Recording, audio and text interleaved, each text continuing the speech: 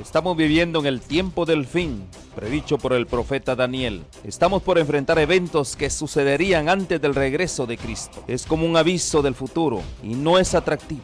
Es el drama de nuestro mundo. El pecado, el sufrimiento, la muerte, la caída de las naciones, guerras, hambrunas, la difusión del evangelio, engaños, terremotos y otros. Estamos viviendo los peligros del tiempo del fin. Todo esto es según Cristo, principio de dolores. Pero tenemos la palabra profética más segura. Cristo dijo a su pueblo: yo estoy con vosotros todos los días hasta el fin del mundo. La iglesia es la familia de Dios en la tierra y debemos entender los tiempos en que vivimos. Como continuadores del pueblo de Dios, se nos invita a salir del mundo y a prepararnos para reunirnos para la verdadera adoración, para estar en comunión unos con otros, para recibir instrucciones de las profecías que hiciera que el lucero de la mañana, Cristo Jesús, resplandezca en nuestros corazones. Asimismo, servir a toda la humanidad y cumplir con la sagrada comisión de ir y hacer discípulos. Oro para que el Señor Jesús use estos medios como instrumentos en sus manos para que usted pueda sentir el hambre y sed por más de la verdad absoluta. Que el Señor les guarde.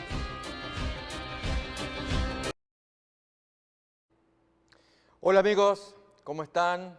Gracias por acompañarnos para estar juntos en el estudio de la Palabra de Dios y en este caso, como de costumbre, analizando en esta serie, descubriendo al Mesías de las profecías, aquellas famosas ilustraciones o parábolas que Jesús nos enseñara. Vamos a mirar una muy interesante hoy, con toda la base bíblica e histórica necesaria para entender qué quiso decir el Maestro en esta ilustración.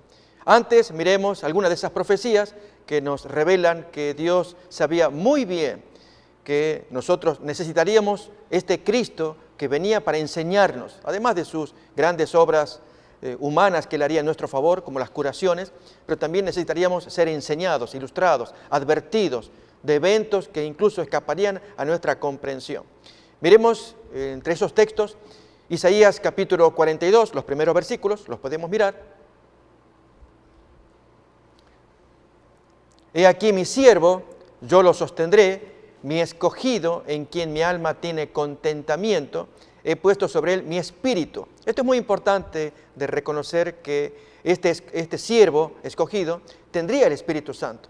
Por lo tanto, el Espíritu Santo lo acompañaría en todo momento, esto es orden de Dios, para que tuviera el poder, la gracia típica de Dios para enseñar al hombre, pero especialmente tendría también ese poder de discernir los eventos futuros, la naturaleza del ser humano, poder penetrar en la mente y la conciencia del hombre, apelando a la voluntad a que el hombre decida someterse a Dios. El Espíritu Santo tendría semejante capacidad y actuaría por medio del siervo escogido. Miremos entonces qué es lo que el Cristo haría por medio del Espíritu Santo. He puesto sobre él mi espíritu, él traerá justicia a las naciones. Él no gritará, no alzará su voz, no la hará oír en las calles. Con más razón, en esta lección que vamos a mirar, no se caracteriza por andar gritando o alarmando a la gente. Lo hace en forma sencilla, simple, especialmente con sus amigos que luego transmitirían esa información a la gente. Y lo hace con tal sabiduría que apela a nuestra inteligencia para que escuchemos la voz de su instrucción. ¿Qué más nos señala la profecía mesiánica? Él no quebrará la caña cascada, ni apagará la mecha de la vela que humeare. Por medio de la verdad, Él traerá justicia. Y en esta lección que vamos a mirar, absolutamente, Él trae la justicia de Dios de una manera dramática, con destrucción.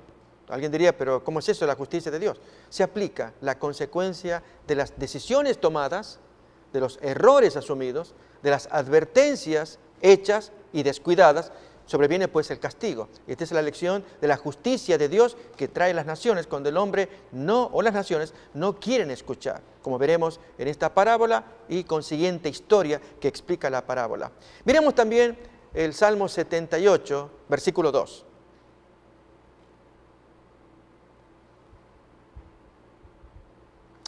Abriré mi boca en proverbios, hablaré cosas escondidas desde tiempos antiguos. También Jeremías 33:3. Clama a mí y yo te responderé y te enseñaré cosas grandes y ocultas que tú no conoces.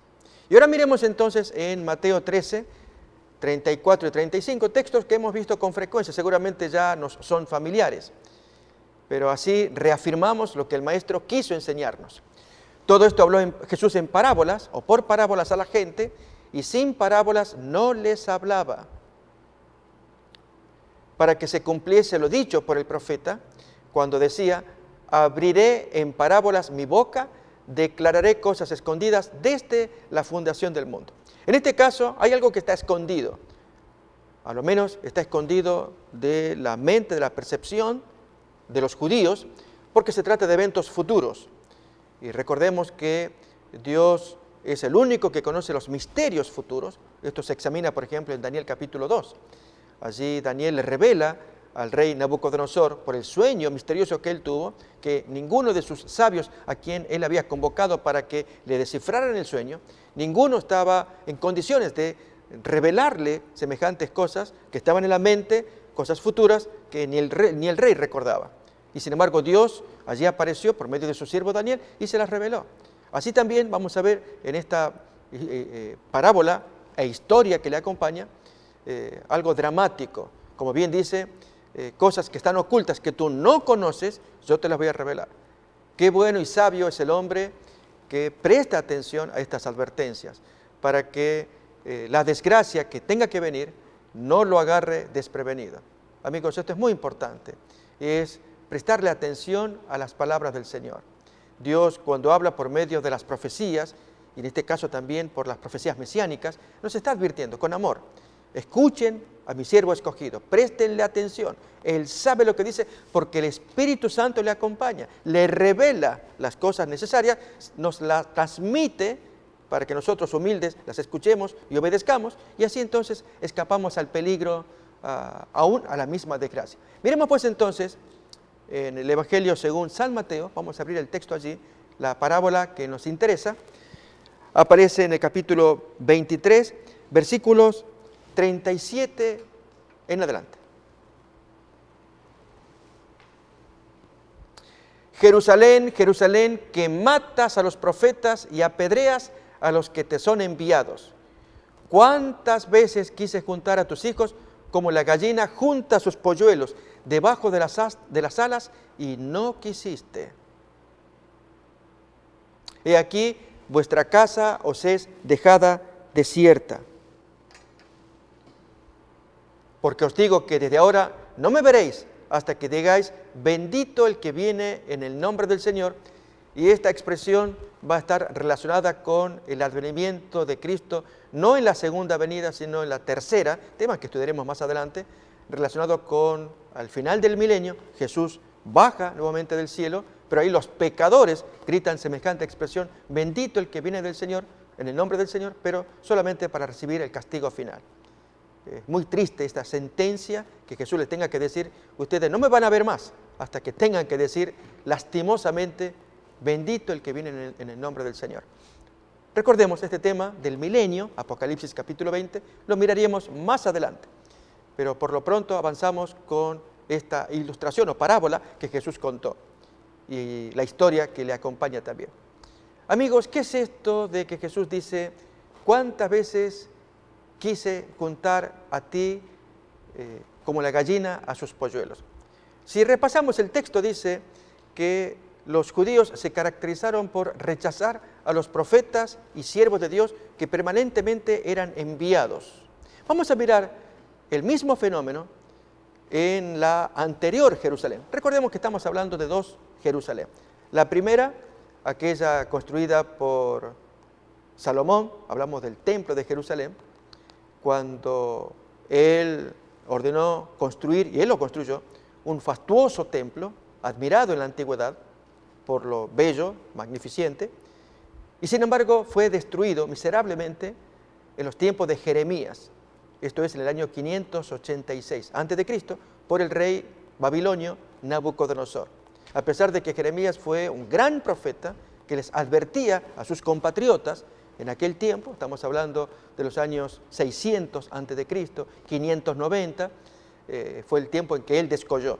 Y el último rey, timorato, un individuo que va y venía vacilante, fue Sedequías. Y este fue el rey que escuchó las amonestaciones de Jeremías, a veces vacilante aceptaba o casi por aceptar y luego se echaba atrás. Finalmente murió miserablemente, muy triste el desenlace de este rey, cuando Nabucodonosor lo tomó preso por no aceptar someterse finalmente a Nabucodonosor. Sedequías era seducido por el bando pro-egipcio, que eran sus cortesanos, sus asesores, que estaban negociando con otra potencia de aquel tiempo, Egipto, pero que Dios había ordenado que Babilonia fuera la que ejerciera el pleno control, y esto era apenas una tentación. El partido pro-egipcio esperaba recibir apoyo de los egipcios cuando Jeremías, el profeta, le decía claramente al rey: sométete a Nabucodonosor, al rey babilonio, y te va a ir bien. No lo hizo. ¿Cuál fue el desenlace? Contamos esto, amigos, porque vamos a meternos en el tema que nos ocupa, pero este detalle de que cuando no hacemos caso a Dios, pues ahí tenemos ya una imagen, se paga tristemente. Y ocurrió que Nabucodonosor trae a este hombre joven, era joven, menos de 30 años, para que contemplara la muerte, la matanza de los hijos de Sedequías. Los mató a todos delante de su padre y finalmente le sacó los ojos. O sea, lo último que podía contemplar el rey fue ver que le mataban sus hijos. Muy triste el desenlace de un hombre que no hizo caso al consejo divino por medio del profeta Jeremías. Algo similar Jesús les va a traer con su parábola de la gallina y los polluelos. Por eso traemos esta pequeña historia del rey Sedequías. Bien, estamos hablando de la primera Jerusalén, destruida por el rey Nabucodonosor. Esta Jerusalén fue reconstruida por orden del siguiente rey y del siguiente imperio. Hablamos de los persas. Ciro el Grande fue su rey notorio y él ordenó la repatriación de todos los judíos que habían sido deportados de su patria, llevados por Nabucodonosor para cumplir un castigo de 70 años de cautiverio. Terminado el cual, Ciro, el rey siguiente y enemigo de Nabucodonosor, él ordena la repatriación. Se convierte en siervo de Dios. Una historia preciosa también con el rey Ciro, persa. Y al volver los cautivos judíos de Babilonia a Jerusalén, allí comienza el proceso de reconstrucción. Y surge entonces la segunda Jerusalén. Y especialmente el templo, que no llega a tener la gloria del templo de Salomón, pero allí es un templo muy importante, lo dice el libro de Ageo, porque aparece el deseado de todas las naciones. Y esa gloria, con esa gloria supera al templo de Salomón. ¿Quién es el deseado de todas las naciones? Esto aparece en Ageo, capítulo 2. Es Cristo que visita ese templo. Solamente que no lo entendieron, no lo comprendieron cuando Él visitó y limpió el templo de los cambistas, de aquellos vendedores, cuando Jesús los acusó de cueva de rateros. ¿Nos acordamos? Bien, allí el Cristo estaba visitando, el Señor del cielo, visitando su templo, llenando de gloria el templo. Y sin embargo los judíos necios, por su pecado, no lo discernieron.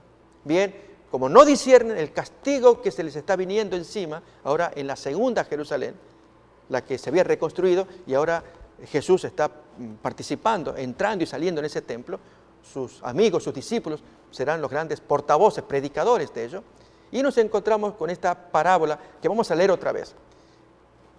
Leemos entonces Mateo capítulo 23, habíamos leído el versículo 37, miremoslo otra vez.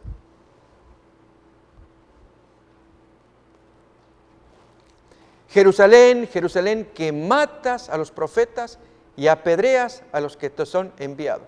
Vamos a confirmar este versículo con otro de la vieja Jerusalén, de la Jerusalén anterior, de la experiencia que esa gente tuvo, y no aprenden la lección. Ahora miramos el texto en Crónica, pero completamos la lectura. ¿Cuántas veces quise juntar a tus hijos como la gallina junta sus polluelos debajo de las alas? Pero tú no querías. Queremos examinar esta parábola. Vamos entonces a segundo libro de Crónicas, capítulo 35. Esto, amigos, a la vez sacamos una lección. Cuando sobrevienen castigos, a veces creemos que es muy duro. ¿Por qué Dios hace así? Las más de las veces, casi el total de las veces, es la cosecha de nuestras malas decisiones, como ocurre a continuación. Capítulo 36, segundo de Crónicas, versículo 15 y 16. Miremoslo.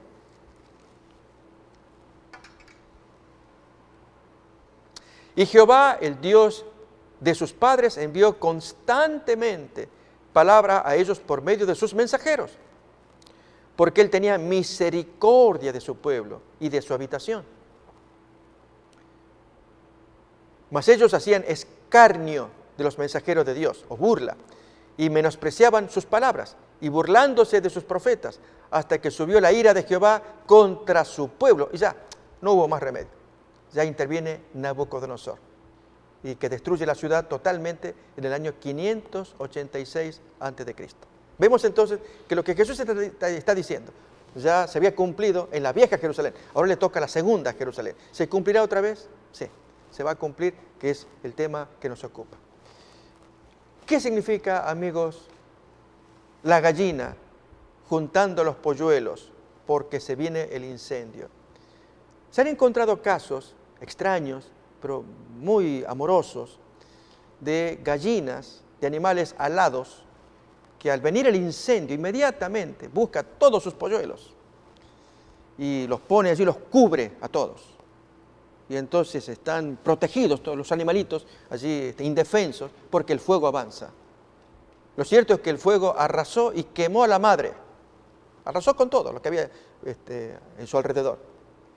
Pero al venir los rescatistas, y son hechos notorios, han ocurrido tales casos, al venir los rescatistas quitan allí el animal que está endurecido, carbonizado, pero abajo, bajo las alas, ¿quién está? Los pollitos, todos sanitos, cubiertos, con su madre que ya se perdió. ¿Saben? El maestro hizo eso, amigos, porque ese incendio, el castigo por el pecado, Dios no lo tolera. Tengamos eso siempre presente. No hay forma de negociar con Dios habiendo pecado de por medio. Yo recuerdo en mi país, Argentina, años atrás, cuando había entrado la democracia después de un tiempo de dictadura militar. Allí por 1983 en adelante comienza entonces la democracia en Argentina. Entra un primer gobierno democrático, luego viene el siguiente. Lo cierto es que en un momento se levanta la sedición militar. Y lógicamente el miedo del pueblo era que otra vez tenemos las botas militares en el país cuando hay democracia. Los militares fueron muy duros contra los guerrilleros en aquel tiempo, los persiguieron, hubo refriega mutua, se mataban, pero sufrió mucha gente inocente. Ese es el recuerdo que uno tiene de aquellos eventos, de aquellas peleas que había entre los guerrilleros y el gobierno militar. Lo cierto es que, estando la democracia, aparece nuevamente esta asonada militar, esta revuelta, esta refriega militar, pero por un problema interno entre ellos. No era problema contra la democracia, era que no querían, allí quienes se soliviantaron, quienes se rebelaron, que su jefe militar fuera quien los representara, querían a otra persona.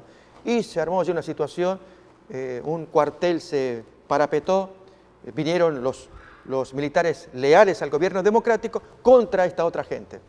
Y allí entonces dijeron, querían hablar con el presidente, y dijeron, vamos a deponer las armas, vamos a ser sumisos y todo esto, pero ustedes quiten allí a este representante nuestro, no lo queremos. Y el presidente dijo estas frases que se las quiero compartir, amigos. Él dijo, yo no negocio con gente ilegal. Ustedes depongan su actitud, sométanse por la rebelión que ustedes causaron, sométanse allí a las armas de los militares leales y ya veremos qué pasa después. El castigo, todo eso que tenía que venir. Pero yo así en la condición de democracia que estoy de este lado y ustedes rebeldes, yo no voy a negociar con ustedes. Ustedes son delincuentes. ¿Se entiende? Así pasa con Dios. Dios no puede negociar con un delincuente. Por eso, amigos, estos temas que vamos a estudiar ahora, es muy dura la parábola, muy dura, tiene que ver con castigos de Dios a gente desobediente. De eso trata la parábola que Jesús trajo, que Él dice, ¿cuántas veces como una gallina yo te quise cubrir bajo mis alas para que cuando pase el incendio me dañe a mí, pero yo te salvo a ti? De hecho, Jesús actuó como tal cuando murió en la cruz del Calvario. Al morir en la cruz, el incendio, el castigo de Dios por los pecados cometidos, allí se lo pagaba en una sola persona. Tal vez, amigos, no tengamos plena conciencia de la profundidad de lo que es el pecado, qué significa para Dios. Es algo repugnante, repulsivo, que Dios va a castigar, tiene que castigar, no lo soporta.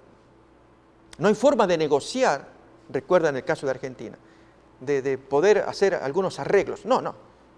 Es directamente la persona pecadora se somete y allí confiesa su pecado, lo abandona, Dios le puede perdonar.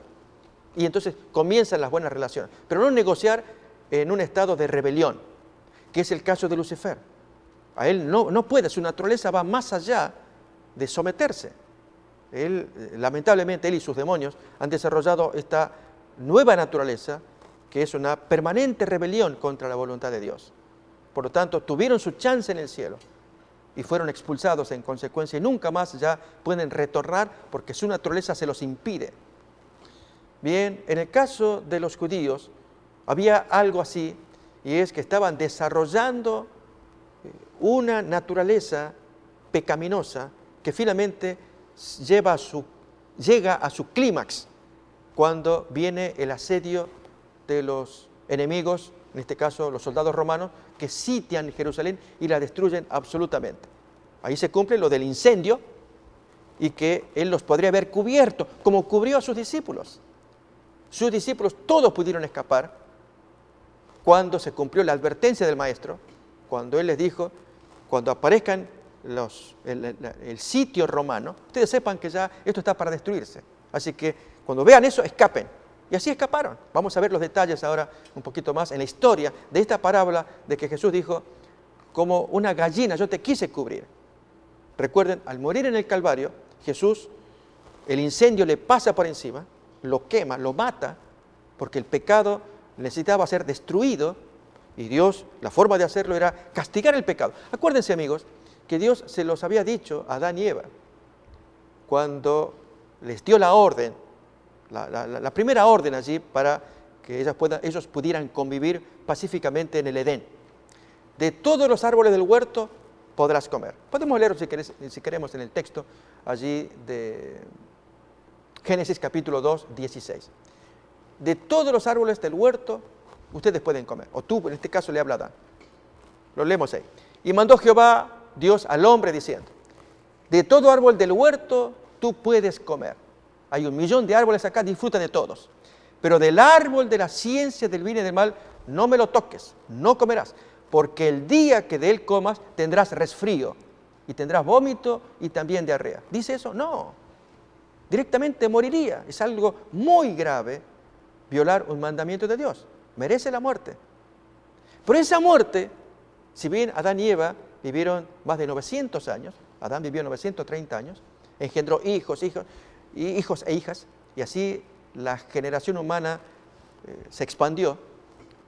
No obstante, haber muerto ellos, murieron la muerte natural, que muere en todo hombre cuando llega a cierta etapa de vida, en que se demuestra la cantidad en años, nuestra capacidad para que Dios nos dé lo que nos pertenece, que es la vida eterna. Así lo cuenta Jesús en otra de las parábolas, que ya también miraremos más adelante, aquella de Lucas 16, del mayordomo que malversa los bienes, fascinante parábola. Pero lo que importa ahora es que Dios enseña, a través de nuestro Señor Jesucristo, que la vida que tenemos ahora es una vida prestada para ver si somos dignos de aquella que nos pertenece. Notemos acá, en esta imagen que tenemos, cómo fue declinando la vida de los patriarcas, de los antiguos, antediluvianos y luego después del diluvio. Después del diluvio porque un elemento muy importante es el consumo de carne, la introducción de que la gente coma carne. Y eso redujo drásticamente el nivel de vida. Hasta antes del diluvio, la gente que no comía carne, pues vivían 900 años. Matusalén, el más viejo, 969 años. Era promedio, era normal. Y sin embargo, para Dios era el tiempo en que debía probar, viviendo en la tierra, si eran dignos de la eternidad, de darles el premio que Jesús prometió en la segunda venida. Pero en lugar de 900 años promedio, ahora les daba la 10ª parte, 90 años, 80 años, que es el tiempo que estamos viviendo actualmente, para ver si somos dignos. Esto, amigos, es un pensamiento solemne, porque aquellos que escuchan la voz de Dios y se disponen a obedecer, a aceptar, a acatar el mandato de Dios, Ellos son observados por Dios como dignos para que en la venida de Jesús se les dé el premio de la eternidad. De otro modo, viene el castigo, que es el tema que hoy queremos mirar. Vamos entonces a examinar esta parábola de la gallina que quiere cubrir a sus pollitos del incendio que se está por venir, del castigo que se viene. Recordemos que Jesús ya había sufrido su castigo, lo sufre poco tiempo después, un poco días después de pronunciar esta parábola.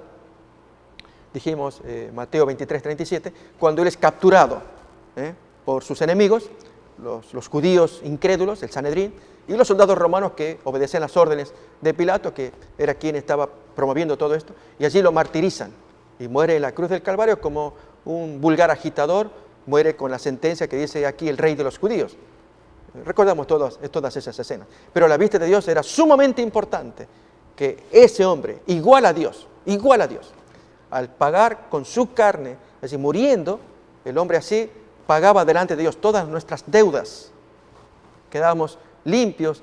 ¿Acaso no nos gusta que alguien pague nuestras deudas? ¿No tienen ustedes deudas con su tarjeta de crédito y que hay que pagar? U otras deudas. Y que alguien venga y te diga, no te preocupes, yo te lo pago todo. ¿Qué? ¿Te lo pago todo? Bueno, eso es lo que hizo Dios con nuestros pecados. Nos lo paga todo Jesús con su muerte, si es que aceptamos la transacción. Cuando le pedimos a Dios, Señor, yo no tengo que darte. Y Dios dice, no, lo único que quiero es que me des tu corazón. Si es así, yo te pago la deuda. En el nombre de Jesucristo, tú lo aceptas, vives para Él, le obedeces, lo sigues, lo amas, lo respetas, y yo te pago la deuda. Contigo no hay ningún problema, se terminó todo, no te acuso de nada. ¿No nos gustaría escuchar eso?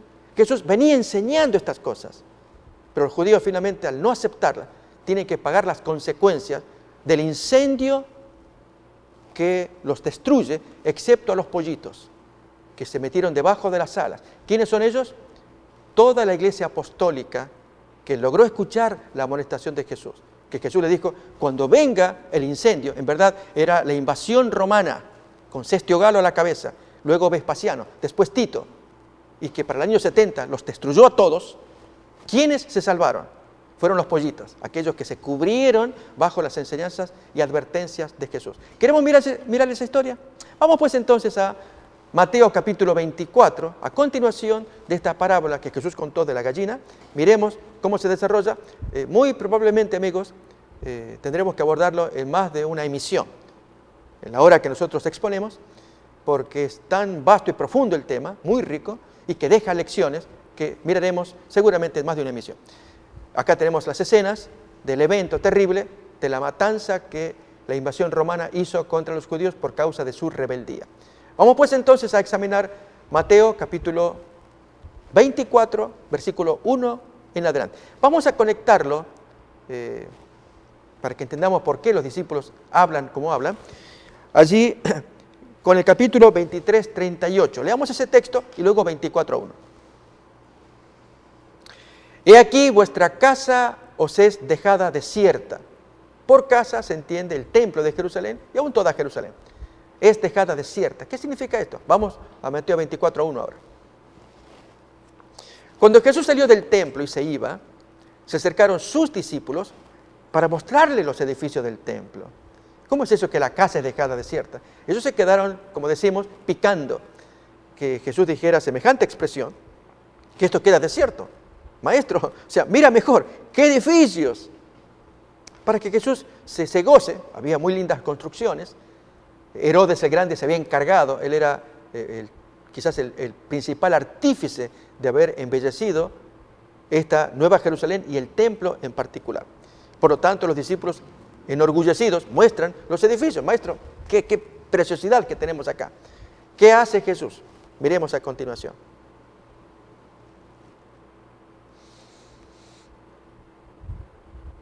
Bien, cuando Jesús salió del templo y se iba, se acercaron sus discípulos para mostrarle los edificios del templo.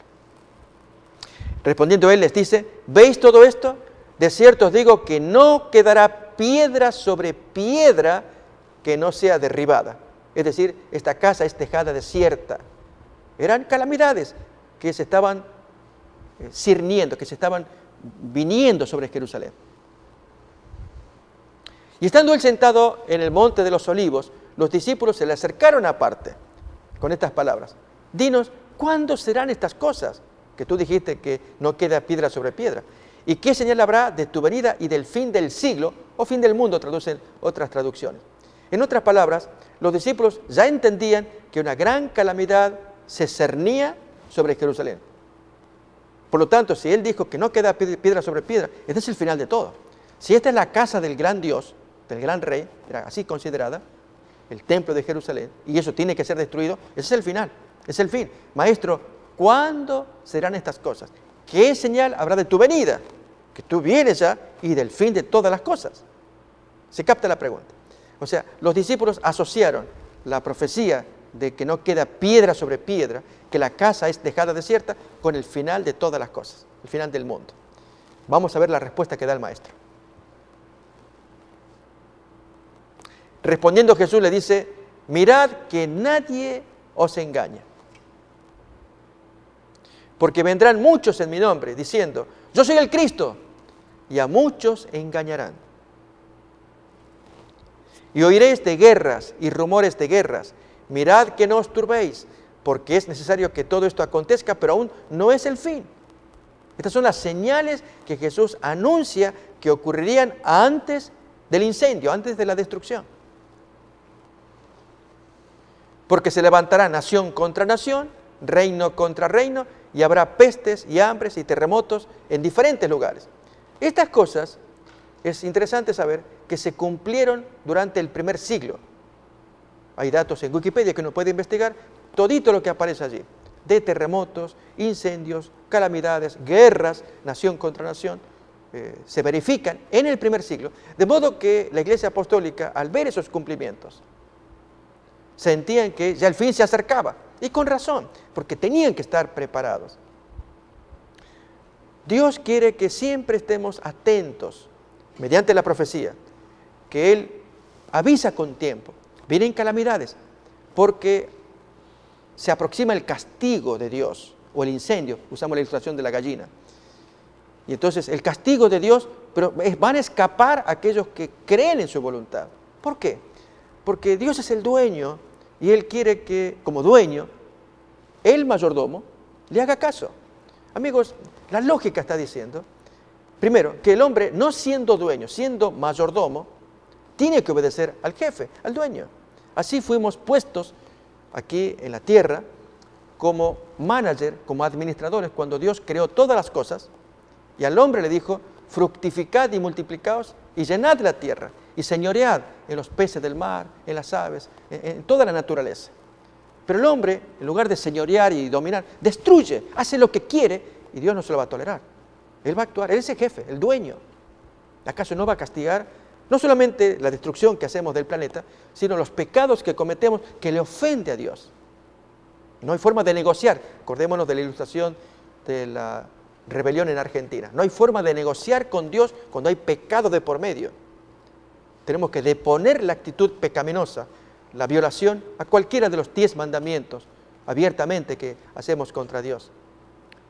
En ese sentido, Dios busca comunicarse por medio de los profetas, mensajeros, de los textos bíblicos que van abriendo la mente. Y en este caso, la parábola de Jesús que busca a los discípulos hacerles entender esta necesidad. ¿Cuál es? De que se aproxima una catástrofe. Él se lo dice. Los discípulos se preocupan. ¿Cuándo será la señal de estas cosas? ¿Qué señal hay de tu venida y del fin del siglo, fin del mundo? Él va enumerando ahora señales. Mirábamos recién terremotos, guerras, rumores de guerras, hambres, pestes, pero él aclara, pero aún no es el fin. Esto será principio de dolores. Miremos cómo avanza el texto todavía.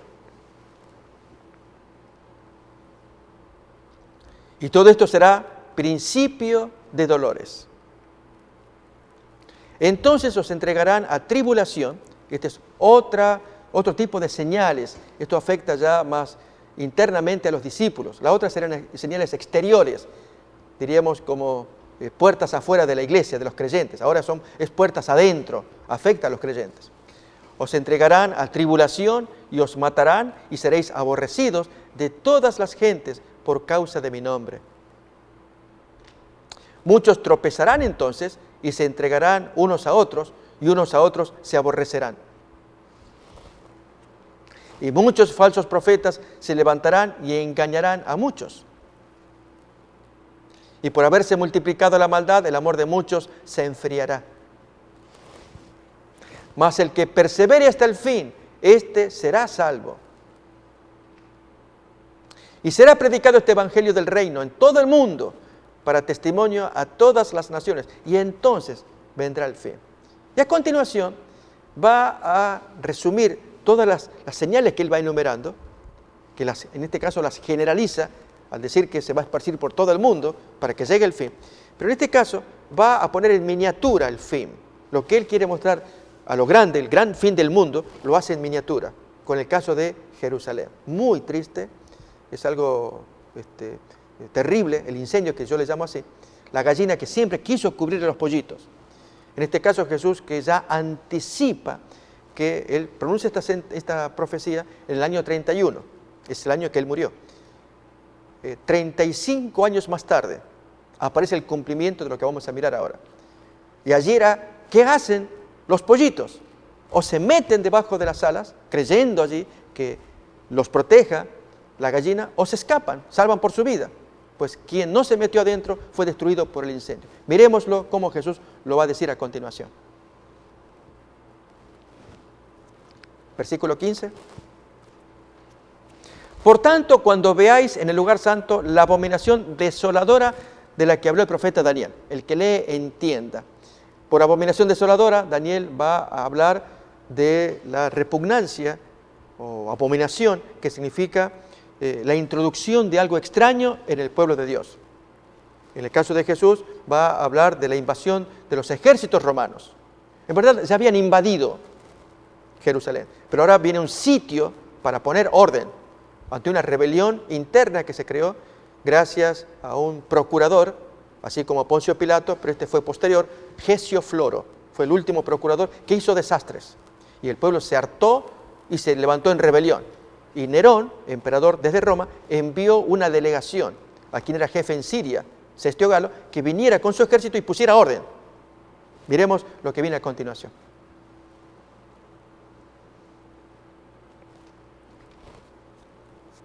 Leemos un poquito antes todavía más, otra vez el versículo 15. Por tanto, cuando veáis en el lugar santo la abominación desoladora de la que habló el profeta Daniel, el que la entienda, vamos a mirar luego detalles en Lucas 21, ahí se cuenta con más detalles el mismo texto que estamos leyendo. Entonces los que estén en Judea huyan a los montes. Eso es obedecer la voz de la gallina, es creerle a la palabra de Jesús. El que esté en la azotea no descienda para tomar algo de su casa. El que esté en el campo no vuelva atrás para tomar su capa. Mas hay de las que estén encintas y de las que críen en aquellos días. Y Josefo luego va a indicar por qué. Porque fueron días que si no se escapaba a tiempo, según la instrucción de Jesús que les enseñó, cuando ocurra la abominación desoladora, ahora vamos a mirar detalles, qué es eso de la abominación desoladora. Cuando ocurra, escapen. Los que no lo hicieron quedaron presos y entonces allí por 4 años. Y sobrevino la hambruna de los captores que eran judíos y la gente no tenía qué comer. Y Josefo cuenta el caso de antropofagia, de una judía llamada María, quien se come a su hijo por el hambre que tenía. Pero lo hace con tal burla que los captores andaban casa por casa buscando comida. Ellos destruían las provisiones, pero buscaban para que nadie las tuviera. Y en eso llegan al domicilio de esta señora y allí ven carne, la están a punto de comer. Ella dice, les preparé para ustedes. Y cuando están degustando, notan un sabor extraño. Y ella, burlándose, le dice, esa es la comida especial para ustedes. Y ahí descubrieron que se había cocinado al hijo para dárselo a los captores. Una historia espeluznante y que tuvieron semejante repugnancia del acto de la mujer y de estos captores que ni aún así veían la malignidad de sus acciones contra los judíos. Bien, lo cierto es que el texto dice, ay de aquellas que críen o de las embarazadas en esos días porque el castigo va a ser muy grave para toda esa gente. Jesús ya lo veía, ya veía el incendio, amigos. Esto es lo que importa. ¿Por qué la parábola? Jerusalén, Jerusalén, ¿cuántas veces yo te quise cubrir como la gallina cubre a sus polluelos? Pero tú no querías, nunca me quisiste. ¿Se capta, amigos? y es aceptar las palabras del Cristo. ¿Por qué la mente humana se aleja tanto de Dios?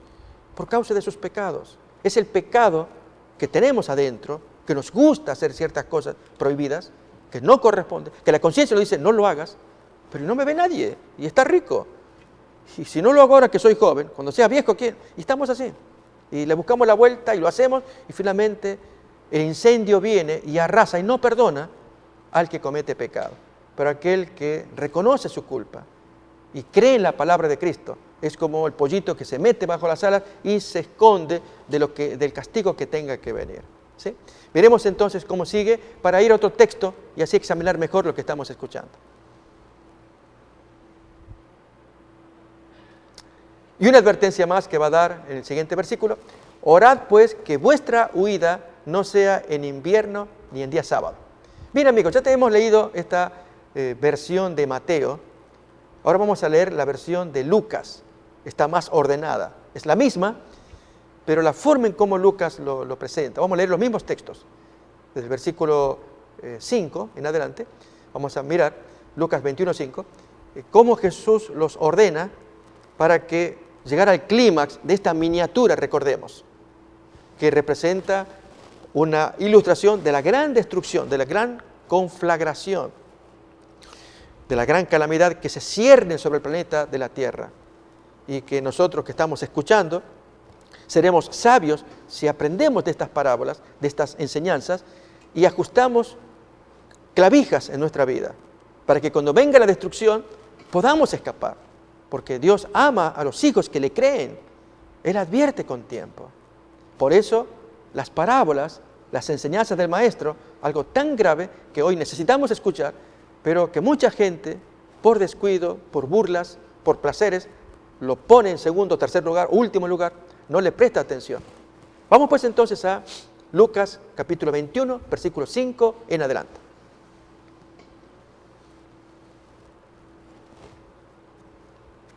Y a unos que hablaban de que el templo estaba adornado de hermosas piedras y ofrendas votivas, Jesús les decía. Estamos repitiendo la lectura de Mateo 24 que hemos leído, pero tiene diferente fraseología, muy rico lo que Lucas 21 nos va a enseñar. En cuanto a estas cosas que veis, días vendrán en que no quedará piedra sobre piedra que no sea destruida. Y le preguntaron diciendo, Maestro, ¿cuándo será esto? ¿Y qué señal habrá cuando estas cosas estén para suceder? Que no quede piedra, ese es el fin de todas las cosas. Él entonces advierte, mirad que no seáis engañados, porque vendrán muchos en mi nombre diciendo, yo soy el Cristo, así yo soy. El tiempo está cerca, mas no vayáis detrás de esa gente. Esto es durante el primer siglo. Cuando oigáis de guerras y de sediciones, no os alarméis, porque es necesario que estas cosas acontezcan primero, pero el fin no será inmediatamente. Entonces les dijo, se levantará nación contra nación, reino contra reino, y habrá grandes terremotos, y en diferentes lugares habrá hambres y pestilencias, y habrá terror y grandes señales del cielo. También Josefo cuenta aún de algunas señales que se produjeron antes de la destrucción de Jerusalén. Muy interesante, allí en el libro 6 de las guerras judías, hay párrafos que hablan, Josefo escribe sobre el tema. Pero antes de que todas estas cosas lleguen a su plenitud, os echarán mano, y os perseguirán, y os entregarán a las sinagogas y a las cárceles, y seréis llevados ante reyes y ante gobernadores por causa de mi nombre. Efectivamente ocurrió esto en el año 64, acordémonos, si bien no en Jerusalén, fue en Roma, cuando fueron convocados ante el emperador Nerón todos los cristianos acusados de sedición contra Roma, de haberla quemado. Y fue falso, la historia ya lo prueba, que los cristianos jamás harían esto, pero en aquel tiempo Nerón, que estaba loco, quería construir Nerópolis, la ciudad de Nerón, destruyendo la vieja Roma y reconstruyéndola según sus artes, las consultas que había hecho con arquitectura, construirla de nuevo y destruirla quemando, y moría mucha gente.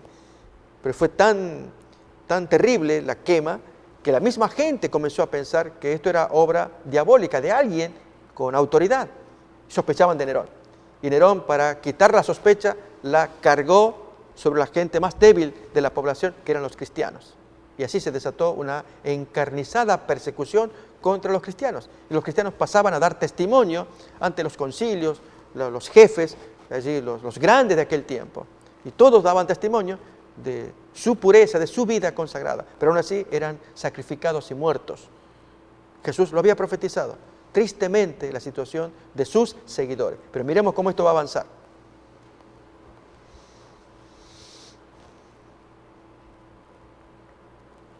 Y esto os será ocasión para dar testimonio.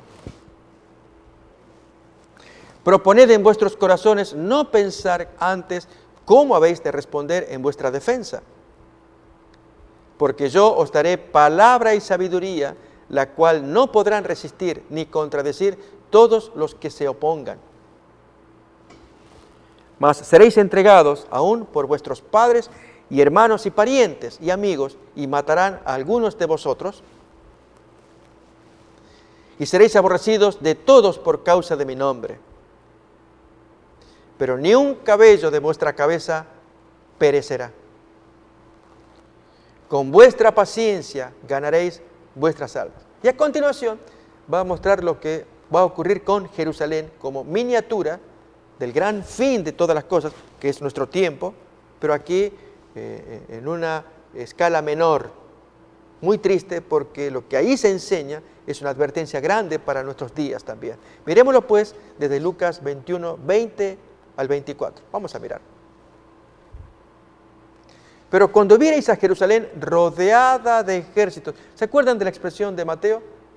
Cuando viniera la abominación desoladora. A esto se refiere. Rodeada de ejércitos. ¿Cuándo ocurrió esto? En octubre del año 66 de la era cristiana. Luego de la revuelta causada por judíos contra Gesiofloro. Gesiofloro se metió en el templo, sacó dinero, la gente ya lo aborrecía y él ordenó a sus soldados, y entonces en la matanza que hubo, los judíos se levantaron también y Gesiofloro tuvo que huir para salvar su vida. Y entonces allí Nerón ordena a su lugarteniente en Siria que venga y ponga orden aquí. Si hubiera Sestio Galo hubiera puesto orden, se habrían pacificado, quizás la destrucción se habría pospuesto para más adelante. Pero en los designios de Dios ya estaba decretado el mal, porque el mismo Sestio Galo, teniendo toda la autoridad, todo el poder para hacerlo, en las dos ocasiones en que él sitió Jerusalén, lo hizo mal. Y eso queremos mirar ahora a continuación algunos detalles. Miremos entonces cómo sigue el texto del versículo 20.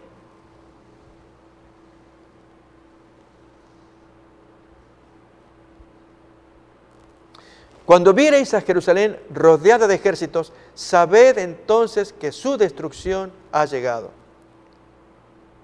Entonces los que estén en Judea, huyan a los montes. Los que en medio de ella, váyanse. Y los que estén en los campos, no entren en ella. Aquí, amigos, queremos hacer un comentario, una salvedad. Jesús en Mateo menciona, orad para que vuestra huida no sea en sábado. Josefo es el que va a contar los detalles de esta invasión o sitio de los ejércitos romanos para poner orden en Jerusalén. Y es que cuando Sestio Galo se acercó a cierta distancia de Jerusalén, los judíos lo atacaron primero y allí le ganaron en la sorpresa y lo hicieron en sábado. Entonces estos judíos se levantan en sedición contra la llegada de Sestio Galo y este, sorprendido, pues tiene que escapar. Pero al ser hecho en sábado, la advertencia de Jesús decía, orad para no hacerlo en sábado.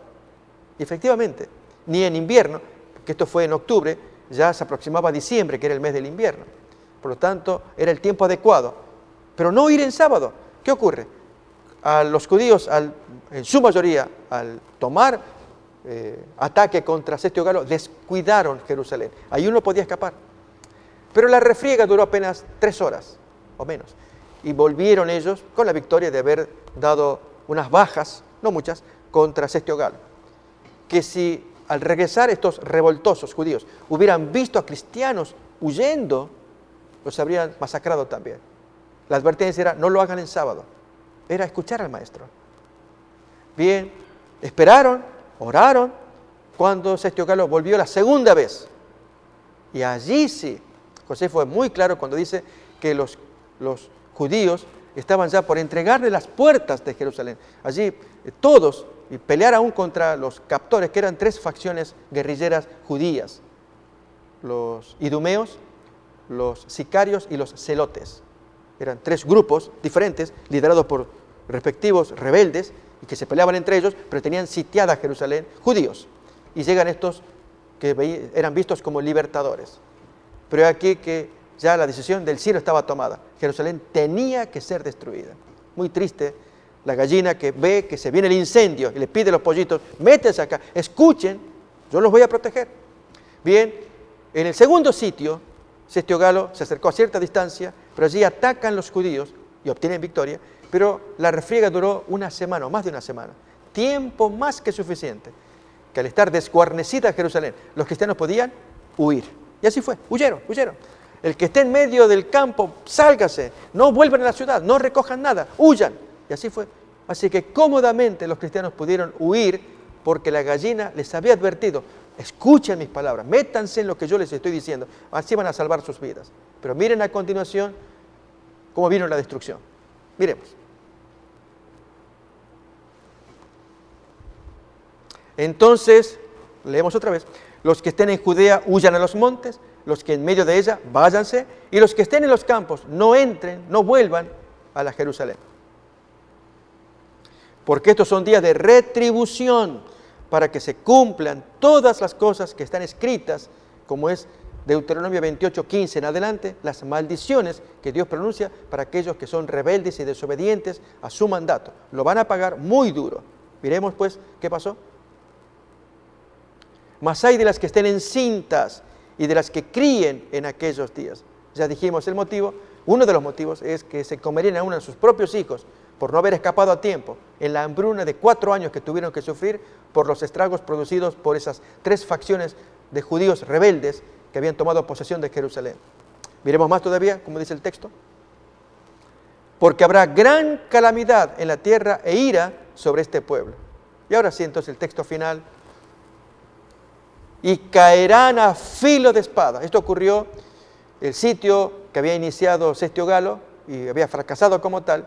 A los meses, Nerón envía otra delegación de soldados de ejércitos romanos. Esto fue Vespasiano, que el buen, eficaz capitán. Lo que no pudo Cestio Galo, lo haría Vespasiano. Pero Vespasiano traía otra política. En lugar de atacar directamente, era que se desangren los propios judíos. Por eso demoró tantos años. Desde que toma posesión, al año siguiente de Cestio Galo, toma posesión Vespasiano, él espera. Y los judíos se matan entre ellos, hasta que los llaman a Roma, o desde Roma llaman a Vespasiano para que él sea coronado el nuevo emperador. Allí se produce en ese año la muerte de 3 emperadores simultáneos, Nerón y 2 más, hasta que llega el tercero, Vespasiano. Vespasiano es el nuevo emperador, y queda Tito, su hijo, al mando de los ejércitos, quienes destruyen absolutamente Jerusalén, como leemos ahora.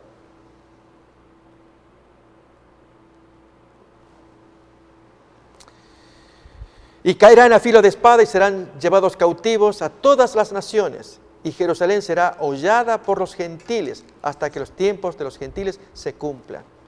Amigos, hemos mirado y no hemos examinado en plenitud como quisiéramos por el tiempo el desastre que hizo Tito en la destrucción de Jerusalén. Hay crónicas de Josefo y otras en las que podríamos leer, y lo haremos más adelante. Pero lo que importa, la lección que importa es la parábola de Jesús. Jesús lo había dicho, como la gallina que quiere cubrir a sus pollitos. ¿Quiénes se salvaron? Ahí tenemos una imagen que ya estudiaremos en la siguiente emisión. ¿Quiénes se salvaron? Fueron aquellos que creyeron la palabra de Jesús. Creyeron. Si Él dijo, hagan así, cuídense del sábado, escapen aquí. Y los que no quisieron creer, que fueron multitud, se perdieron. El incendio vino y los quemó a todos. Amigos, así el próximo fin de todas las cosas.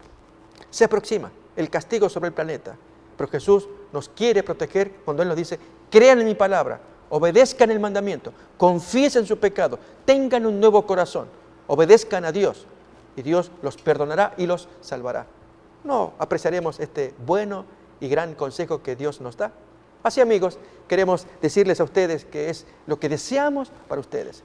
Que Dios los bendiga, que los guarde, que así nos sigamos encontrando para nuevos estudios de la palabra de Dios. Que Dios los acompañe. Una comisión sagrada nos ha sido confiada. Por tanto, id y doctrinad a todos. Antes de ascender al cielo les dijo que debían ser los ejecutores del testamento por el cual Él legaba al mundo los tesoros de la vida eterna. La iglesia es la familia de Dios en la tierra y debemos entender los tiempos en que vivimos. Como continuadores del pueblo de Dios, se nos invita a salir del mundo y a prepararnos para reunirnos para la verdadera adoración. Soy yo guarda de mi hermano. Si pretendáis ser hijos de Dios, soy guarda de vuestros hermanos. El Señor tiene una iglesia por responsable de las almas de aquellos que podrían ser los medios de salvación. Somos peregrinos, rechazando los caminos de los impíos, viviendo conforme a las normas de Dios, consagrados a sus caminos y dando testimonio del Evangelio de Cristo para que otros puedan ser salvos. Si retenéis vuestra luz, alguien deberá ser dejado en las tinieblas a causa de vuestro descuido. Irá andando y llorando el que lleva la preciosa semilla, mas volverá a venir con regocijo, trayendo sus gavillas. Oro para que el Señor Jesús use estos medios como instrumentos en sus manos, para que usted pueda sentir hambre y sed por más de su verdad absoluta. Dios les cuide.